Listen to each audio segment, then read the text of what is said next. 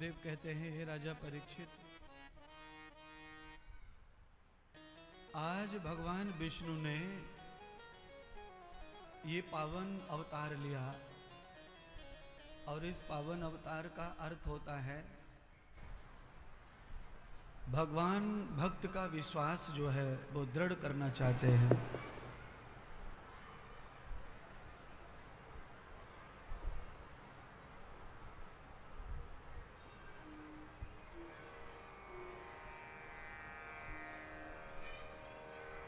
कपिल भगवान के सानिध्य में ही देवहूति माता के द्वारा पैदा हुई कन्याओं का विवाह हुआ।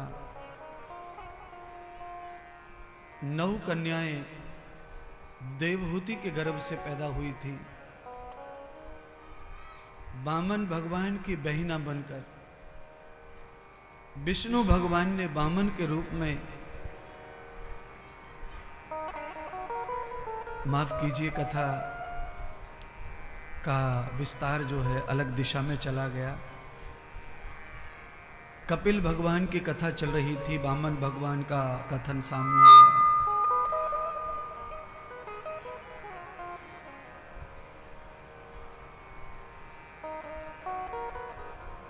श्री राधे, श्री राधे।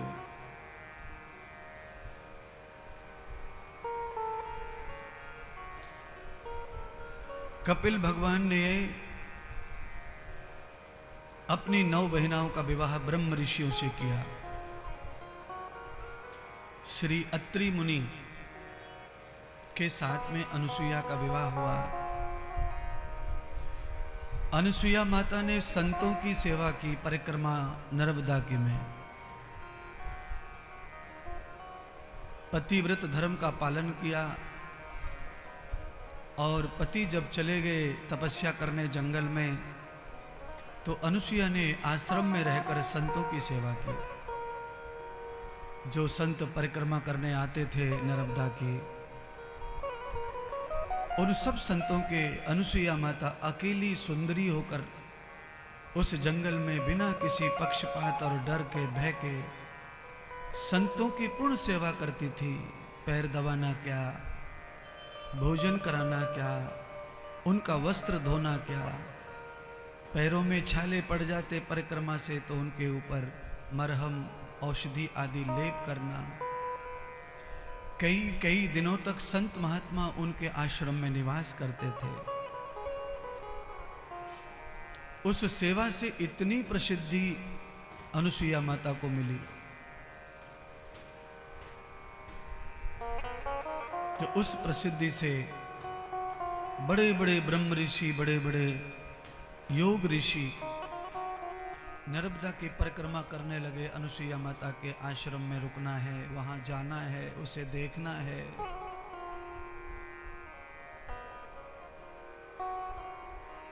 कोई कोई व्यक्ति अपनी सेवाओं से पक्षपात, मन की बुराई, चित्त की बुराई, बुद्धि की बुराई निकाल देते हैं। और मन की बुराई, चित्त की बुराई जब निकलती है तो हम किसी की किसी भी तरह सेवा करते हैं, वो सेवा भगवान की सेवा करते हैं, यही भाव रहता है। और उस सेवा में, उस भाव में भी अगर हमारा बुद्धि, मन चलता है तो बहुत बड़ा दोष लगता है, पाप लगता है। अनुसुईया माता के आश्रम में तो कोई दूसरा प्राणी था नहीं, वो तो अकेली सब संतों को संभाल लेती हैं। सेवा का फल अनुसुईया को धीरे धीरे मिला कि एक दिन नारद भी परिक्रमा करने आ गए।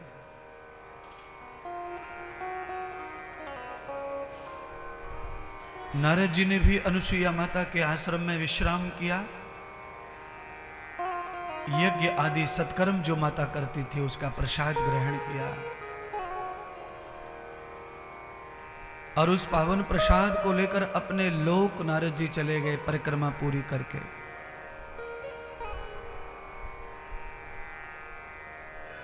नारद जी ने लक्ष्मी माता, सरस्वती, पार्वती, इन सभी माताओं को प्रणाम किया, तीनों देवताओं को भी प्रणाम किया।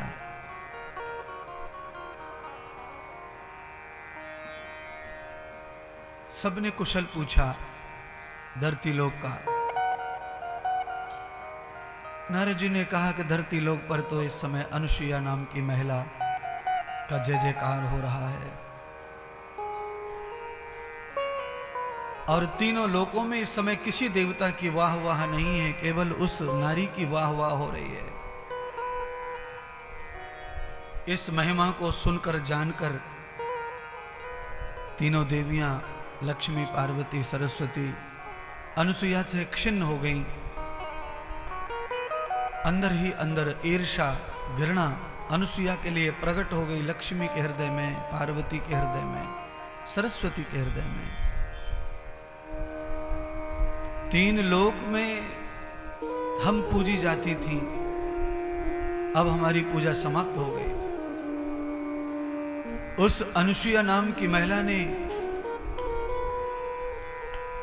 सेवा करके, संतों की सेवा करके हमसे ज्यादा यश कमा लिया। गुरु सेवा क्या होती है, संत सेवा क्या होती है, ये कथा बता रही है। संत सेवा, गुरु सेवा में कोई स्त्री, कोई पुरुष नहीं होता, कोई लड़का या कोई लड़की नहीं होती। सेवा करने वाला केवल सेवक होता है। अनुसुईया तो स्त्री है, और कोई ऋषि नहीं बचा होगा जो अनुसुईया की सेवा न लिया हो। पर अनुसुईया का धर्म डगमग नहीं हुआ, क्योंकि जब तन मन धन समर्पित कर दिया संतों के चरणों में, तो कुछ शेष रह जाता नहीं है जिससे कुछ अपयश हो, कुछ बुराई हो। पर यह खोखली तुच्छ बुद्धि ऐसी है, इसमें न जाने कौन सा भ्रम घुस जाता है, और न जाने ये बुद्धि किसकी बात को मान लेती, कब मान लेगी, किस समय मान लेगी। इस बुद्धि का कोई धर्म नहीं है, बुद्धि का कोई अस्तित्व नहीं है। अगर बुद्धि का कुछ धर्म होता तो इस दुनिया में कोई भी आदमी भ्रमित न होता, परेशान न होता, बातों में न आता, चुगली चांटी में न पड़ता। पर बुद्धि का कोई स्टैंडर्ड नहीं होता, बुद्धि का कोई स्तर नहीं है। जिन बुद्धियों को हम स्टैंडर्ड मानते हैं, बहुत महान मानते हैं, वो बुद्धि कब नीच हरकत कर देगी, वो बुद्धि कब तुच्छ हो जाएगी, उसका कोई वैल्यू नहीं, उसका कोई समय नहीं। तीनों देवियों ने अपने पतियों को भेज दिया धरती लोक पर, जाओ उस अनुसुईया नाम की महिला का तप भंग कर दो, उसका व्रत छोटा करो, उसका यश अपयश में बदल दो, नहीं तो हम यही समझेंगे कि तुम सब देवता हमें नहीं चाहते। तीनों देवता ब्रह्मा, विष्णु, महेश धरती लोक पर पहुंचे। अनुसुईया का तप भंग करने के लिए ब्राह्मण का भेष बना लिया। यज्ञ करके अनुसुईया बाहर निकली यज्ञशाला से। दरवाजे पर देखा 3 ब्राह्मण खड़े हैं। अनुसुईया को देखा तो ब्रह्मा जी, विष्णु, शंकर तीनों ने एक साथ बोला, वृक्षाम देहि भिक्षाम देहि भिक्षाम देहि।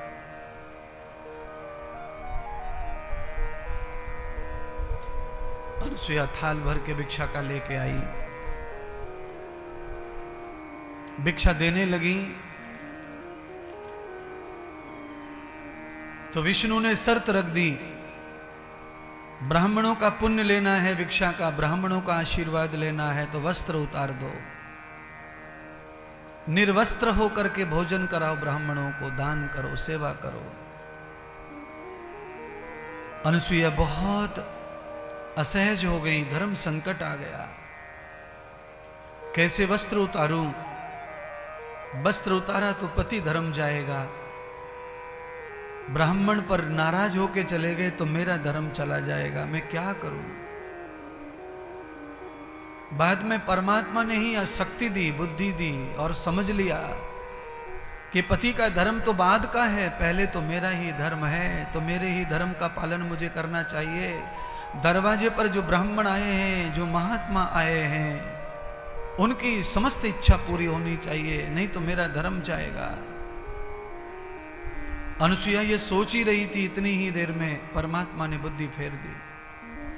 अनुसुईया ने निश्चय कर लिया कि चाहे जो हो जाए, मैं ब्राह्मणों की इच्छा पूरी करूंगी। मुझे वस्त्र उतारना पड़ेगा, उतारूंगी, पर मैं उन्हें बिना जिमे नहीं जाने दूंगी। अनुसुईया ने कमंडल से हाथ छिड़का, जल डाला। जैसे ही जल पड़ा, तीनों के तीनों ब्राह्मण पवित्र हो गए और बाल रूप बन गया, निर्मल मन हो गया। और मन अगर उस समय निर्मल है तो फिर किसी भी अवस्था और किसी भी व्यवस्था का कोई पाप नहीं होता है। मन में दोष है तो आप कपड़ों में भी रहो तो भी पाप होगा, और मन निर्मल है तो आप निर्वस्त्र हो जाओ तो भी पाप नहीं है, तो भी दोष नहीं है। आपने जब अपना जान लिया, मान लिया कि मेरा यही धर्म है, और अपने धर्म को पूरा करने के लिए हमें किसी की भी धर्म की परवाह नहीं करनी चाहिए। यही शास्त्र कहता है, यही भागवत कहती है। बाकी सारे धर्म दूजे हैं, पहला धर्म तो अपना ही है। अगर अपना धर्म चला गया तो फिर किसी के धर्म से अपना धर्म नहीं बचेगा। जन्म हमने चाहे कहीं भी लिया हो, चाहे कोई भी रिश्ते में हो, घर में हो, परिवारी जन हो, पर धर्म सबका अपना अपना है और कर्म का भोग भी सबका अपना अपना है। जब कोई मेरी फिक्र नहीं कर रहा है, मेरे सुख के बारे में किसी को चिंता नहीं है, तो मैं किसी की चिंता क्यों करूं? ये कह रहा है, वो कह रहा है, ये कहने वालों का मुंह कभी बंद नहीं होता है। पर मुझे आनंद प्राप्त हो रहा है किसी से, तो मेरा आनंद छिनाने वाला कोई और क्या कहेगा? और वो होता कौन है मेरे जीवन का? इस तरह का निश्चय करना चाहिए। किसको? सेवक को, भक्त को। हमारा आनंद छिना लिया, हमने उसकी बात मान ली, इसलिए आनंद हमारा चला गया। अगर हम उन तुच्छों की बात नहीं मानते तो हमारा आनंद कायम रहता है, और न जाने कौन सी स्वर्ग में, कौन से वैकुंठ में ले जाकर के वो सुख, वो सेवा हमें ले जाती है, बिठा देती है ले जाकर।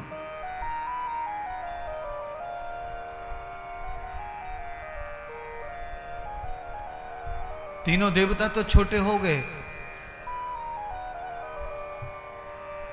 आकार बदल लिया, अवस्था बदल ली। अनुसुईया माता का धर्म बचाने के लिए देवी अनुसुईया बच्चों को उठाकर अंदर ले गई, वहां पर जाकर सेवा करने लगी। आंचल में दूध बहने लग गया, दूध पिलाया, वस्त्र निकाल दिए। जो ब्राह्मणों ने मांगा था वो सब दिया।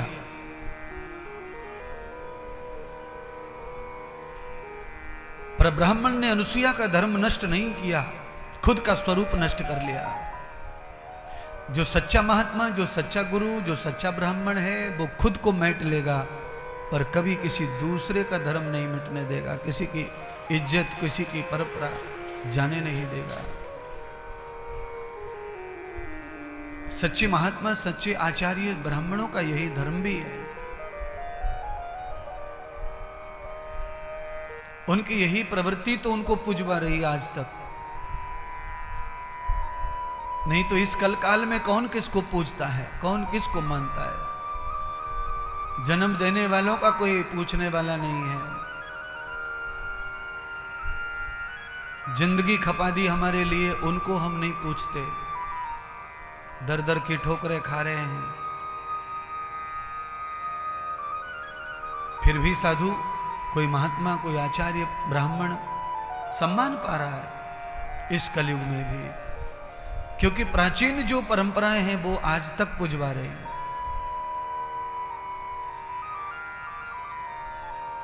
उन्हीं परंपराओं को अक्षुण्ण रखने के लिए ये कथाएं हैं, पुराणों का वाचन।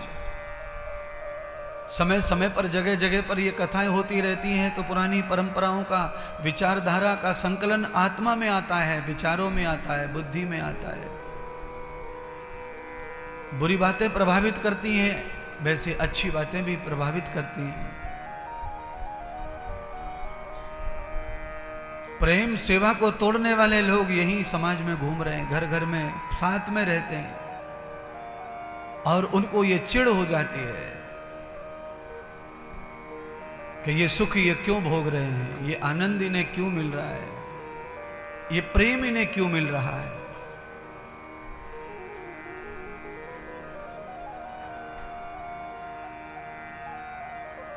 अनुसुईया झूला झुला रही है तीनों देवताओं को।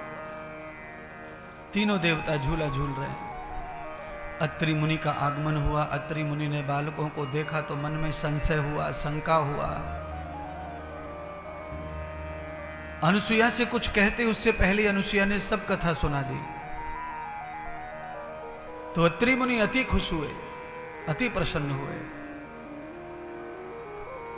उन्होंने अनुसुईया को कहा कि तुम्हारी संत सेवा का यह फल है। संत सेवा से ही तुम्हें यह फल मिला है कि तुम्हें 3-3 बालक सेवा करने को मौका मिला है। अब खुद की प्रसव में नहीं जाना पड़ेगा, खुद के दुख में नहीं जाना पड़ेगा।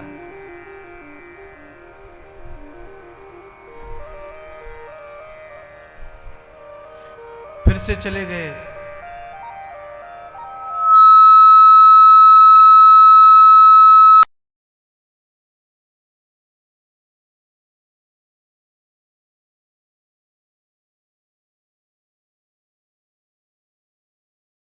अत्रि मुनि तपस्या करने फिर चले गए। अनुसुईया माता तीनों बच्चों का पालन कर रही है। 2-3 दिन निकले अनुसुईया माता को सेवा करते करते। सरस्वती, लक्ष्मी, पार्वती तीनों परेशान। देवता लौटे नहीं अपने अपने लोक में।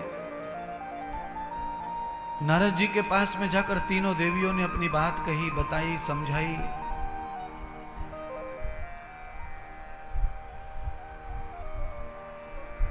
नारद मुनि ने कहा कि तुम चिंता न करो, तुमने गलती की है, गलती का दंड भी तुम्हें भोगना पड़ेगा। और गलती का दंड यह है कि तुम परमात्मा के लिए तड़फ रही हो, परमात्मा के लिए, अपने पतियों के लिए। वो देवी इतनी महान है कि वो तुम्हारे पतियों को अवश्य वापस कर देगी।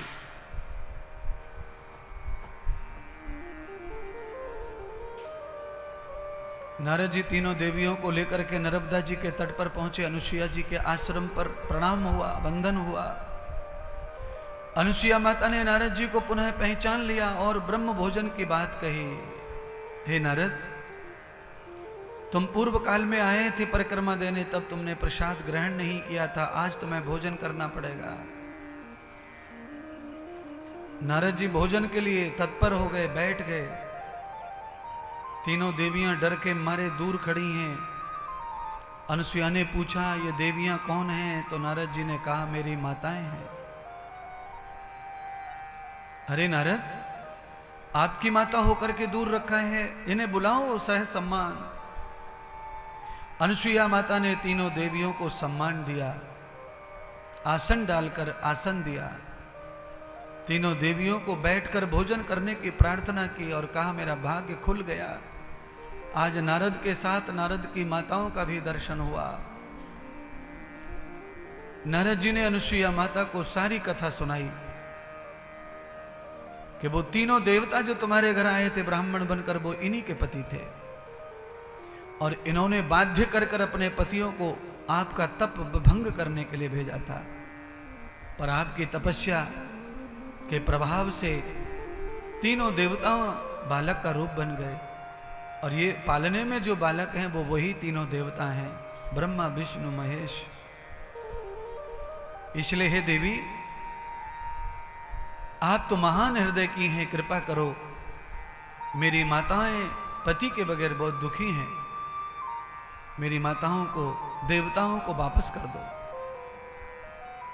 नारद जी ने तीनों देवियों से माफी मंगवाई। अनुसुईया ने तो माफ कर दिया, और कमंडल का जल छिड़क करके तीनों देवताओं को फिर बड़ा कर दिया। क्यों? क्योंकि अनुसुईया की मंशा तो केवल अपने धर्म को बचाने की थी, ना ही तो किसी के पति पर अतिक्रमण करने की थी, और ना ही अपनी किसी प्रशंसा के लिए कोई कार्य करना था। मेरा धर्म कैसे बचे? और अपने धर्म को बचाने के कारण ही अनुसुईया का जो पानी का कमंडल था, उसमें सारी की सारी तपस्या, स्वयं क्षीर सागर के भगवान उसमें समाये थे। पानी छिड़का, भगवान की लीला हुई, फिर से भगवान ब्रह्मा विष्णु महेश के रूप में आ गए। तीनों देवियां भगवानों को ले जाने लगी अपने अपने लोक के लिए।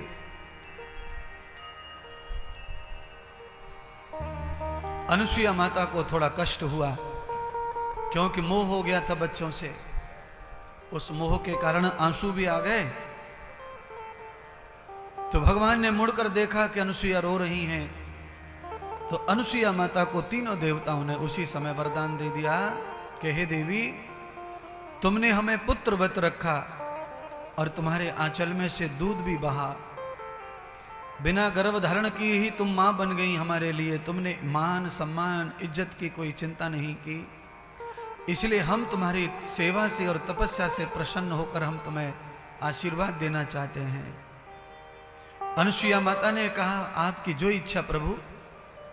तो तीनों देवताओं ने आशीर्वाद दिया कि हम इसी वर्ष तुम्हारी कोख से, तुम्हारे गर्भ से जन्म लेकर आएंगे और तुम्हारे पुत्र बन करके हम तुम्हारे आंगन में खेलेंगे। तब भगवान ब्रह्मा विष्णु महेश ने अनुसुईया माता के गर्भ से दत्त भगवान के रूप में अवतार लिया, दिगंबर रूप अवतार लिया। 3 मुख वाले, 1 शरीर वाले परमात्मा का अवतरण हुआ, प्राकट्य हुआ। ये सारी कथा का महत्व क्या है? ये सारी कथा का मतलब क्या है? ये कथा क्यों सुनाई गई है आज? ये कथा सुनाई इसीलिए गई है कि संत सेवा से क्या फल मिल सकता है। तो संत की सेवा करने से फल मिल सकता है कि ब्रह्मा आ सकते हैं, विष्णु आ सकते हैं, शंकर भी आपके जीवन में आ सकते हैं, पुत्र बनकर आ सकते हैं, आपका साथी बनकर आ सकते हैं, आपके साथ किसी भी रिश्ते में आ सकते हैं। आपकी सेवा का यह फल है। भक्ति से भी ज्यादा सेवा को महत्व दिया है।